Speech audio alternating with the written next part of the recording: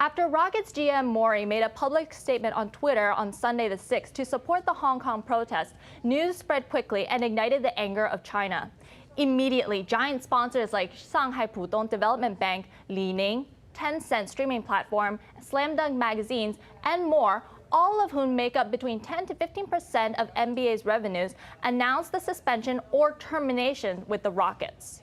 Furthermore, products containing the Rockets keyword and NBA products have also been removed from Alibaba's Taobao and Jingdong's online shopping. On Monday, October 7th, Mori and the NBA issued a neutral explanation statement, but their explanation failed to satisfy China. Instead, they got even more backlash, this time from the U.S., who accused the organization of being more interested in money than human rights. The organization is attempting to diffuse the situation now.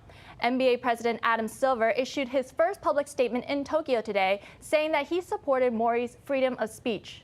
But at the same time, this freedom has a price, and now we must all accept such consequences. NBA Brooklyn Nets owner Cai Tongxin criticized Mori's tweet, saying that while freedom of expression is a right, some topics are minefields in some countries, societies, and groups. Supporting a movement in China's territories is one of those minefields. The relationship between China and the NBA is a multi-billion-dollar marriage that involves media rights, streaming, merchandising, licensing, and much, much more. It's a market that the NBA has been planting seeds in for over 3 decades, nurturing it and growing it to the 500 million fans today, translating to over $4 billion. The Houston Rockets, furthermore, is the biggest team brand within the NBA, as this was the home team of Yao Ming, who is now the president of the Chinese Basketball Association. This entire franchise is now at risk as politics has bled into consumers and entertainment. To quote Yang Yi, 你不能吃中国还骂中国. You can't profit off of China and in the same breath condemn China. Here to give us a full scope of the economic impact of such recent moves and so much more, we're happy to welcome Richard Wolff, Professor of Economics Emeritus at the University of Massachusetts Amherst and the author of Democracy at Work. So, Professor Wolff, right now, Nike shares fell after CCTV Sports said that they would suspend NBA broadcasts, which attracted some 800 million viewers last year.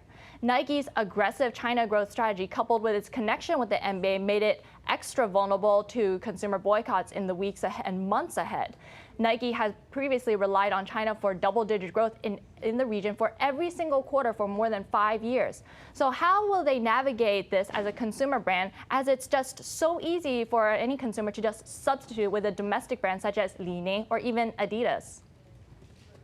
Well, I think you're seeing a learning curve. I think you're seeing American corporations, and indeed corporations in other parts of the world, recognize that their future depends on the growth of their business in China. It is the most rapidly growing collection of possibilities for corporate growth that exist on this planet. And to be excluded from that is to really hubble yourself. And if you're going to be part of the Chinese explosion of economic growth, then you're going to have to be sensitive to the issues that concern the Chinese. You don't have to agree with them. You don't have to suspend freedom of expression, none of those things. They're really side issues. The question is, are you going to attack areas of sensibility?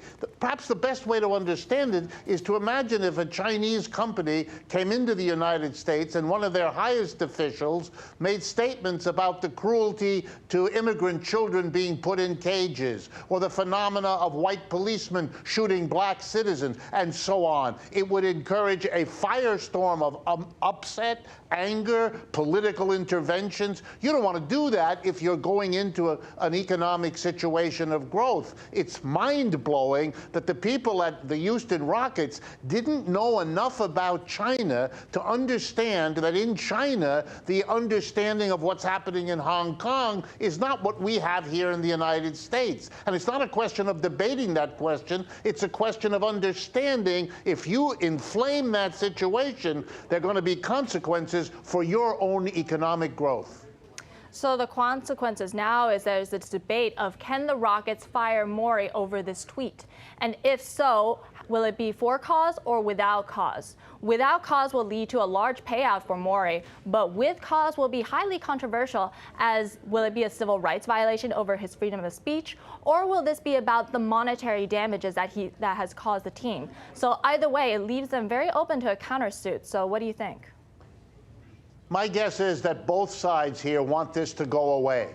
The purpose of the Chinese expression, whether it's the citizen in the street or the government or a politician, is to make the world clear that you're not going to come into China, take advantage of our economic miracle here, and be able to insult what many of us feel. You can't do that. But they don't want to lose the NBA. It's very popular in China. The Chinese are more interested in basketball than any other sport in this country. So that's a great growth area for American business. They don't want to lose it. The Rockets don't. The NBA doesn't. Nike doesn't. They're going to figure out a face-saving way to get beyond this and hope that the lesson has been learned so people aren't quite so glib with their freedom of expression if they don't want the consequences to hobble their economic growth.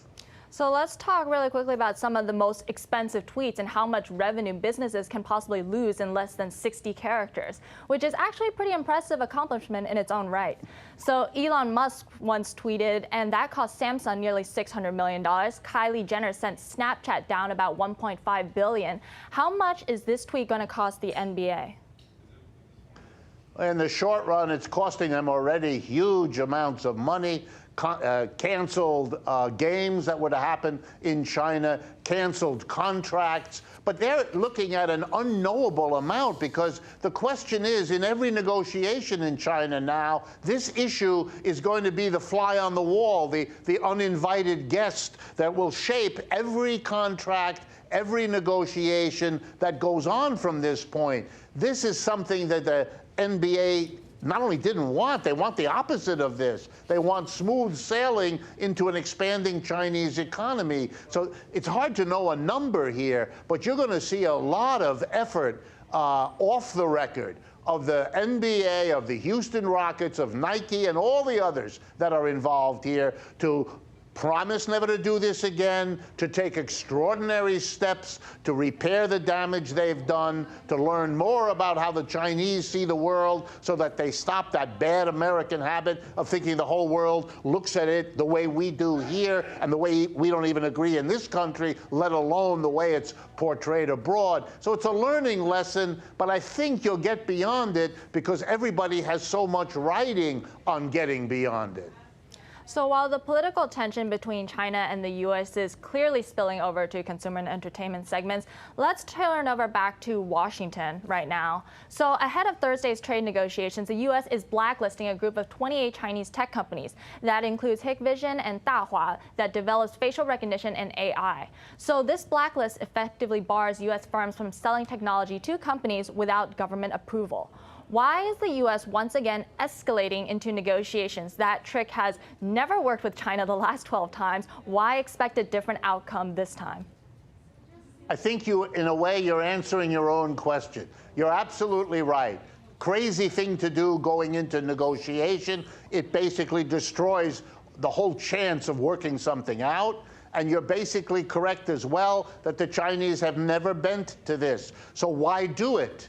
The answer is it's about domestic American politics. Mr. Trump, in deepening economic and political difficulties, has to have an ongoing drama, up and down, higher tension, lower. He's got to keep this going until the moment he thinks it's correct to cut a deal with China, to portray it to the American people, if he can, as a great victory, whatever it really is, and hope that it helps him in the election. That's what's going on. Think of this as a dance to which the Chinese are invited, but it's a dance completely choreographed by Mr. Trump and his drive for re-election.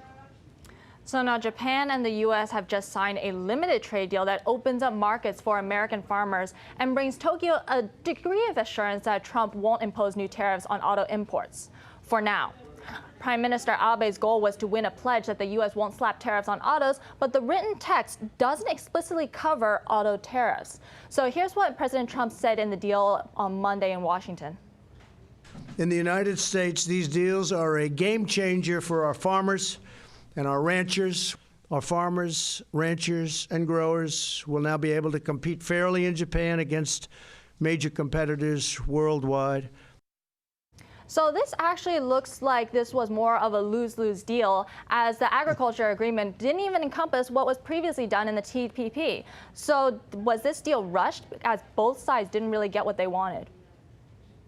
Absolutely. Again, I don't mean to beat a dead horse, but Mr. Trump has to get something somewhere. So he has this agreement with the Japanese. Let's make no mistake.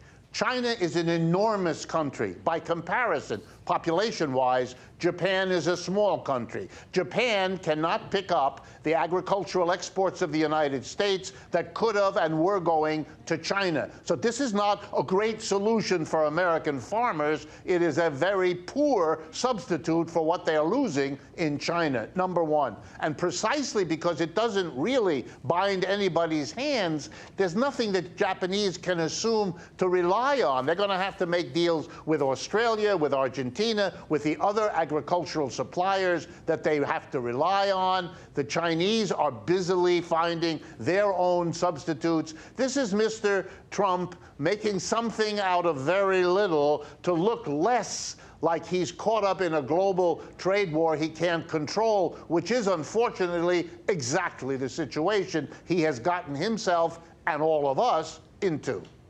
Fascinating insight, Professor Richard Wolff. Thank you so much for being here. Thank you.